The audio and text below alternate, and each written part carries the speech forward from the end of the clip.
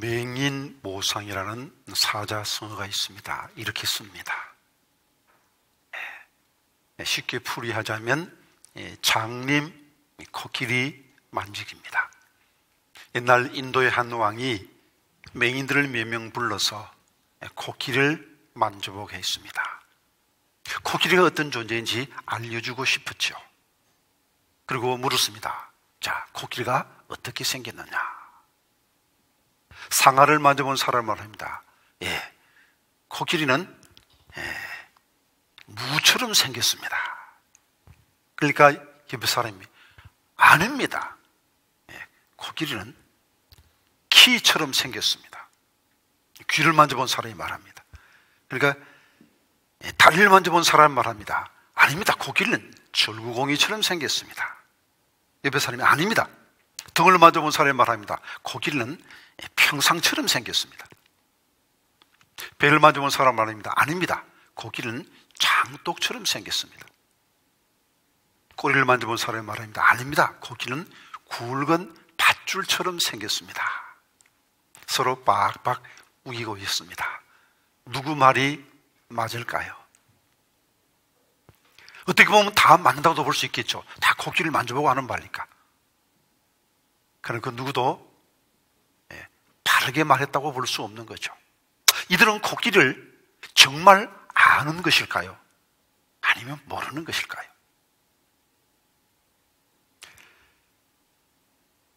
안다고 생각하는 것. 문제는 이 맹인들은 자신이 코끼리를 안다고 생각하는 거예요. 그 자기가 만져본 그것이 코끼리의 전부라고 알고 있습니다. 여러분은 하나님을 얼마나 알고 있습니까? 여러분은 십자가의 사랑을 얼마나 알고 있습니까? 여러분이 알고 있는 것이 전부이겠습니까?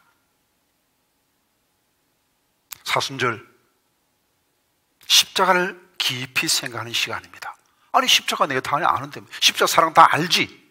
그렇게 생각하십니까? 아니면 아직도 모르는 부분이 많다고 생각하십니까? 중요한 것은 더 알기 원하십니까? 아니면 이미 다 안다고 생각하십니까?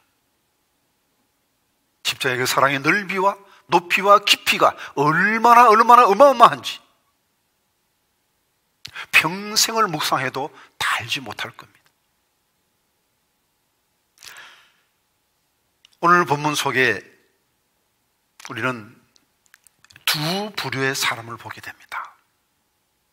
나면서 안전병이 되었다가 예수 만나서 육신의 눈도 뜨고 영의 눈도 뜨고 예수를 믿고 예수께 경배하는 참 복된 사람이 있는 반면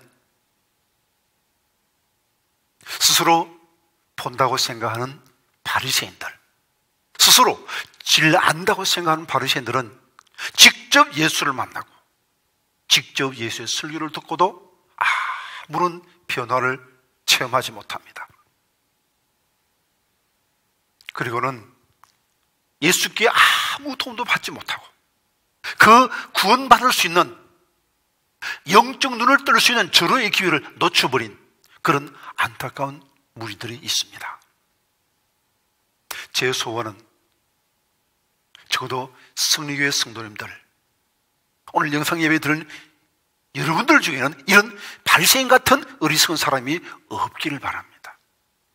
그래서 본문을 한번 좀 더 깊이 살펴보십시다. 예수님께서 예루살렘 성 안에서 나면서부터 소경된 사람을 보았습니다. 제대로 묻습니다. 선생님, 이 사람이 소경된 것은 누구 죄 때문입니까? 그 부모 죄 때문입니까? 자신의 죄 때문입니까? 이유를 알기 원했습니다.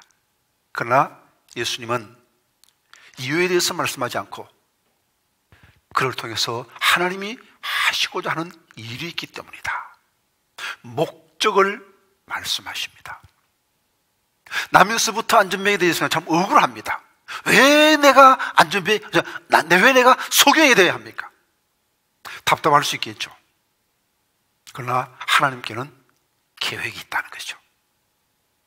요즘 영화 기생충 때문에 계획이 있구나, 계획이 있다, 그런 유행어가 생겼죠. 그렇습니다. 하나님께는 계획이 있었던 겁니다. 나면서부터 안점이 된 이 사람을 통해서 하시고자 하는 하나님의 계획이 있었던 것입니다. 그것은 무엇입니까? 모든 사람이 다 소경이라는 것입니다. 이제 주님께서는 목적이 있어 이 사람을 소경되게 하시고, 그리고 예수를 만나게 하십니다. 예수께서 그 소경의 눈에 진흙을 발라주십니다. 침을 맺어서 진흙을 개어서 그의 눈에 발라주시고, 실로암에 가서 씻으라, 그렇게 말씀하십니다.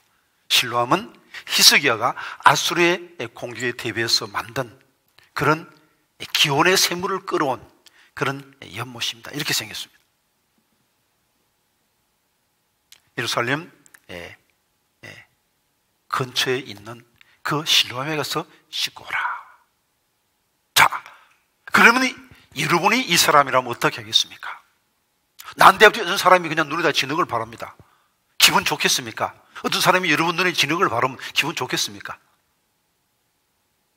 앞으로 오지 못하는 사람에게 현재 위치에서 실로암까지 거리가 얼마인지는 알지 못하나, 그러나 소용된 사람 입장에서는 낯선 곳을 찾아간다는 것이 쉽지가 않을 겁니다. 그럼 가겠습니까? 안 가겠습니까? 여기에서 필요한 것은 의지적 순종입니다. 아직 온전한 지식이 없습니다. 아직 온전한 믿음 없습니다. 자, 믿을 수도 있고 믿지 않을 수도 있습니다. 순종하면 믿음의 길로 들어가는 것이고, 에이 재수 없어 하고 순종하지 않으면 믿음의 길로 들어갈 수 없습니다. 이것이 사실은 처음 예배당에 온 사람들의 처지와 비슷합니다. 처음부터 완전한 믿음을 갖고 예배당에 오는 사람은 거의 없습니다. 다 전도받아 왔죠. 억지로 끌려왔죠. 그러나 그렇게라도 온 것이 복이 있는 겁니다. 처음 교회 온 사람이 뭐 성경 보고 싶겠습니까? 봐도 무슨 뜻인지 모르겠습니다. 그래도 성경 보십시오. 목사님 말씀하시면 그 말씀에 순종해서 성경 봐야 됩니다. 기도하십시오 하면 기도하기 싫어도 해야 됩니다. 순종하다 보면 은혜 받게 되는 거예요. 예배 참여하다 보면 말씀 듣고 은혜 받고, 기도하다 보면 응답 받고, 성경 말씀 읽다 보면 내게 주신 하나님의 음성을 듣게 됩니다. 그리고 하나님을 체험하게 됩니다. 그리고는 신앙의 세계에 들어가게 되는 것이죠. 긴가민가 반신반의하면서 실로암에 가서 씻었더니 웬일입니까? 눈이 번쩍 떠졌습니다. 굉장히 놀랐겠죠. 나면서부터 소경입니다. 굉장히 눈이 부셨을 겁니다. 아, 세상이 바로 이런 것이구나. 아, 이런 게 나무가 바로 이런 것이구나. 사람이 바로 이런 것이구나. 얼마나 놀랍겠습니까? 그러나 그는 누가 자신을 고쳐주었는지, 그분이 누구인지, 그분의 이름이 예수라는 것밖에는 몰랐습니다. 근데 문제는 그날이 안식이라는 것입니다. 사람들이 그 산을 발생에 들어갔습니다. 자, 어떻게 해서 눈 뜨냐? 어떤 사람이 그냥 진흙 발랐어, 실로암에 가서 씻으라 해서 그랬더니 봤습니다. 안식일의 병자를 고치다니, 하나님의 율법을 어긴 것이다. 그런 죄님이 틀림이 없다. 너는 그 사람이 어떤 사람이 생각하느냐? 그런 말 합니다. 25절 말씀 같이 봅니다. 대답하되 그가 죄인인지 내가 알지 못하나 한 가지 아는 것은 내가 맹인으로 있다가 지금 보는 그것이니이다. 알지 못하나 한 가지 아는 것은 내가 맹인이었는데 지금 보는 것입니다. 그 사람이 고쳐주신 겁니다. 그는 그 사람이 선지자라고 고백합니다. 그래서 그는 출교당합니다. 당시 유대사회에서 출교당한 것은 회당에서 쫓겨나는 것입니다. 인간의 기본 권리를 다 박탈당하는 것입니다. 사형 버금가는 무서운 형벌입니다. 그런 그를 예수님이 찾아오십니다. 그리고 만나주십니다. 그리고 그의 영적 눈까지 뜨게 해주십니다. 진실로 예수 믿는 사람으로 만들어 주신 것이죠. 오늘 우리에게 이 소경이었던 자가 가졌던 놀라운 기회가 주어져 있습니다. 영적 눈을 뜰 수 있는 기회, 예수를 믿을 수 있는 기회, 구원받을 수 있는 기회, 이 기회에 왔습니다. 놓치지 않아야 됩니다. 이 기회를 놓치지 않으려면 첫 번째로 자신이 영적 소경임을 인정해야 합니다. 39절에서 41절까지 같이 읽어봅니다. 예수께서 이르시되 내가 심판하러 이 세상에 왔으니 보지 못하는 자들은 보게 하고 보는 자들은 맹인이 되게 하려 함이라 하시니 바리새인 중에 예수와 함께 있던 자들이 이 말씀을 듣고 이르되 우리도 맹인인가? 예수께서 이르시되 너희가 맹인이 되었더라면 죄가 없으려니와 본다고 하니 너희 죄가 그대로 있느니라. 바리새인들이 예수의 도움을 받지 못한 결정적 이유는 자신이 맹인이라는 사실을 인정하지 않았습니다. 예수님께서 너희들이 바로 맹인이다 지적했을 때 우리가 맹인이라고 웃기지 마 하고는 맹인됐던 사실을 인정하지 않았습니다. 그들은 본다고 생각했습니다. 본다고 착각한 것이죠. 실은 맹인인데 맹인이 아닌 줄 알았습니다. 그들은 육적인 눈으로 보는 것이 전부라고 생각했습니다. 때문에 그들은 영적 눈을 뜰 수 있는 기회를 잃어버린 것입니다. 모르는 것 위험하죠. 모르는 것도 죄입니다. 모르고 교통법규 위반하면 딱지 뗍니다. 모르고 죄를 지어도 죄입니다. 모르는 것도 죄입니다. 그러나 더 큰 죄는 착각인 것입니다. 잘못 아는 것입니다. 모르는 사람은 배우려 합니다. 모르는 사람은 겸손이 있는 거예요. 그러나 착각하는 사람은 배우려 하지 않습니다. 자신이 안다고 생각하기 때문에, 잘못 아는 것을 진리라고 생각하기 때문에 배우려 하지 않습니다. 교만에 있습니다. 그래서 더 무서운 죄인 것입니다. 아프리카 밀림속을 여행하는 가장 편한 방법은 경비행기를 타는 것입니다. 경비행기장, 그 간이 비행장에 몇 사람이 비행기를 기다리고 있었습니다. 학자, 의사, 그리고 선교를 하는 목사님, 그리고 보이스카우트 소년 있는데 이제 비행기를 타려는데 이게 조종사까지 5인승입니다. 그런데 막판에 몸집이 큰 사업가가 왔습니다. 사업차 반드시 이 비행기를 타야 되는데 좀 탔으면 좋겠습니다. 조종사가 말합니다. 그러나 이 비행기는 5인승이다. 이미 정원이 다 찼습니다. 그 5인승이면 보통 10분의 1까지는 더 탈 수 있습니다. 그러니까 정문이 5명이면 5.5명까지는 탈 수 있는데, 이거 보니까요, 아이는 요거 반표니까 탈 수 있겠습니다. 태워주시면 제가 요금을 배로 드리겠습니다. 안 되는데, 조종사가 이제 돈을 보더니 조금 마음이 흔들립니다. 그래서 한번 앉아보니까 마침 그 소년이 몸집이 작아서 앉을 수 있습니다. 그래서 비행기는 출발했습니다. 그런데 한참 잘 가다가 그만 기체 이상이 생깁니다. 비행기가 흔들흔들합니다. 그때 조종사가 급하게 말합니다. 이 비행기에 고장이 났습니다. 비상낙하산을 타고 뛰어내려야 됩니다. 그런데 이 비행기는 5인승이기 때문에 낙하산이 5개밖에 없습니다. 제가 먼저 실례합니다 하고는 낙하산 타고 뛰어내려버린 겁니다. 의사가 말합니다. 나는 전염병을 죽는 많은 사람을 고쳐야 합니다. 나는 꼭 살아야 됩니다 하고는 낙하산 타고는 뛰어내립니다. 학자가 말합니다. 저는 기아로 죽어가는 아프리카 사람을 살리기 위해서 아주 중요한 연구 프로젝트가 있는데 전 꼭 살아야 됩니다. 그리고는 낙하산 타고 뛰어내립니다. 자, 선교사를 갈 목사님하고 보이스카우트 소년하고 사업가가 남았습니다. 상황을 보니까 사람은 3명이고 낙하산 2개고 좀 불리합니다. 그 다짜고짜 소년 밑에 있는 것을 낚아채고 이 사업가는 둘러매기는 뛰어내렸습니다. 이제 목사님과 보이스카우트 소년 둘만 남았습니다. 목사님이 말씀하십니다. 얘야, 이 낙하산을 내가 메고 뛰어내리라. 나는 지금 죽어도 천국 갈 수 있으니 나는 아무 걱정 없다. 아닙니다. 목사님 타셔야 됩니다. 목사님 타고 가셔서 많이 선교하셔야죠. 아니 그럼 너는 어떡하고?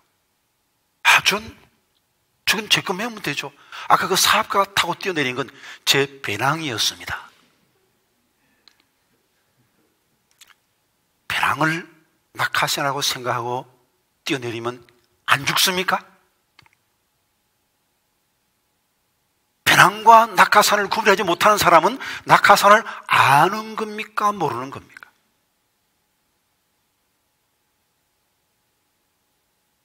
요즘 신천지 교도 때문에 큰 문제가 일어나고 있는데, 자, 신천지 교도들은 자신을 어떻게 생각할까요? 그들은 자신들이 예수 믿는 그리스도인이라고 생각합니다. 사실일까요? 아니면 착각일까요? 그들은 예수를 믿는다고 생각하는데 그들이 믿는 예수는 이만희입니다. 이만희가 재림자라고 믿고 있는 겁니다. 착각하고 있는 겁니다. 나는 예수를 바로 알고 있는가?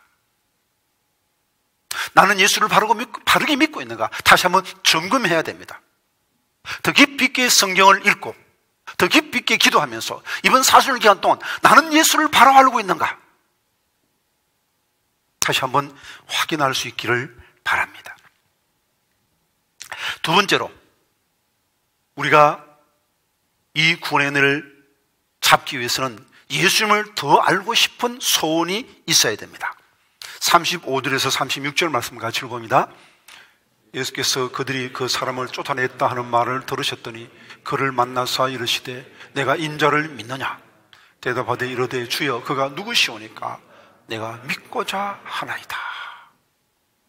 그가 누구십니까? 그는 예수에 대해서 더 알고 싶었습니다. 그는 이미 예수를 통해서 병고침 받았습니다. 눈 떴습니다. 눈 떴으면 됐지.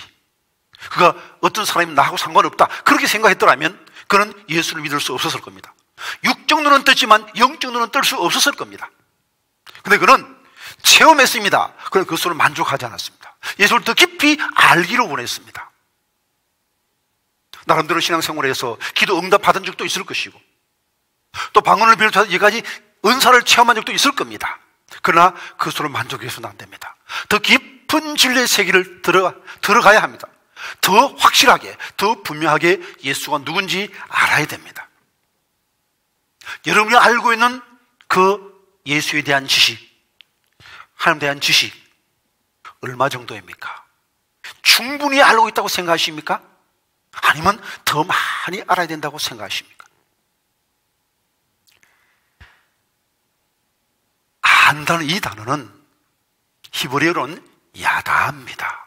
히브리 야다는 단순한 객관적인 정보를 말하는 게 아닙니다. 히브리어 야다는 결혼 관계를 의미하는 겁니다. 내가 그 남자를 안다, 내가 그 여자를 안다, 이 말은 그 남자와 그 여자와 결혼했다는 의미죠. 창세기 4장 1절 말씀 같이 읽어봅니다. 아담이 그의 아내 하와와 동침하며 하와가 임신하여 가인을 낳고 이르되 내가 여호와로 말미암아 덕남하였다 하니라. 하와와 동침하며, 이게 히브리어 야다입니다. 그러면 여러분이 예수님을 안다는 것은 예수님과 결혼 관계에 들어갔다는 것을 의미하는 것입니다. 그래서 예수님을 아는 사람은 예수를 사랑합니다. 그리고 예수님께 순종합니다. 그리고 예수를 더 알기 원하는 것입니다. 나의 영적 신랑 예수에 대해서 얼마나 더 알기 원합니까? 예수를 더 깊이 알고 싶은 뜨거운 열정이 있습니까? BTS 팬들의 열정만한 열정이 지금 우리 속에 있습니까? 우리 모두가 자신을 돌아봐야 되겠습니다. 저를 포함해서 우리 모두가 정말 내가 예수 사랑하는가? 정말 내가 예수를 알기 원하는가? 우리 자신을 살펴볼 수 있기를 바랍니다. 예수님 우리의 남편이십니다. 남편의 소원이 무엇입니까? 남편의 소원은 아내와 함께 사는 것이죠. 남편의 사람들은 함께 살 보금자를 준비하는 것이 제일 큰 문제죠. 얼마 전에 우리 아들도 결혼했는데 함께 살 집을 마련하는 것이 제일 중요한 과제였습니다. 이제 예수님은 우리와 함께 살기 원하십니다. 그래서 소경된 자에게도 주님은 함께 천국에서 함께 살기를 원하셨습니다. 만약 육체적 질병을 고치는 것이 목적이었다면 다시 만날 필요 없죠. 근데 그 사람이 예수 때문에 출교당했다는 소식을 듣고 그를 찾아갑니다. 그를 만납니다. 그리고 그에게 주님을 믿을 수 있는 기회를 주신 것이죠. 그는 예수님을 만나고 이분이 바로 메시아구나 깨닫게 됩니다. 그리고 예수님께 엎드려 절합니다. 원어의 뜻은 경배했다는 것입니다. 존경하는 선생의 이름으로 절한 것이 아니고 신적인 존재로 경배한 겁니다. 그리고 예수를 참으로 믿는 자에게 영생이 주어집니다. 요한복음 17장 2절의 말씀 같이 읽어봅니다. 아버지께서 아들에게 주신 모든 사람에게 영생을 주게 하시려고 만민을 다스리는 권세를 아들에게 주셨음이로소이다. 영생은 곧 유일하신 참 하나님과 그가 보내신 자 예수 그리스도를 아는 것이니다. 하나님이 누구신지 예수 그리스도가 누구신지 아는 것이 곧 영생입니다. 하나님이 누구십니까? 바로 나를 지으신 창조주입니다. 천재 창조주이십니다. 그 하나님이 나를 구원하기 위해서 이 땅에 몸을 입고 오셨습니다. 그분이 바로 예수님이십니다. 그리고 예수님이 다시 심판주로 이 세상에 다시 재림하십니다. 이것을 분명히 알아야 됩니다. 분명히 믿어야 됩니다. 그리고 이 사실을 근거해서, 여기에 근거해서 우리 매일매일의 삶을 살아야 하는 것입니다. 주님 재림하시면 우리를 천국으로 데려가십니다. 그러므로 천국에서 주님과 함께 영원히 사는 이것이 우리의 궁극적 소망인 것입니다. 집이 아무리 좋아도, 세상이 아무리 재미있어도 그게 마음을 빼앗겨서는 안 되는 것입니다. 우리는 이 땅에서 영원히 살 자가 아니고 천국에서 주님과 함께 영원히 살 그리스도의 신부인 것을 잊지 말아야 합니다. 요한복음 14장 1절의 말씀 같이 봅니다. 너희는 마음에 근심하지 말라. 하나님을 믿으니 또 나를 믿어라. 내 아버지 집에 거할 곳이 많도다. 그렇지 않으면 너희에게 일렀으리라. 내가 너희를 위하여 거처를 예비하러 가노니 가서 너희를 위하여 거처를 예비하면 내가 다시 와서 너희를 내게로 영접하여 나 있는 곳에 너희도 있게 하리라. 정말 주님을 아십니까? 주님을 사랑하십니까? 그러면 천국이 보일 것입니다. 천국이 믿어질 것입니다. 그리고 주님과 함께 살 천국의 그 삶을 소망하며 천국을 향하여 직진하는 삶을 살게 될 것입니다.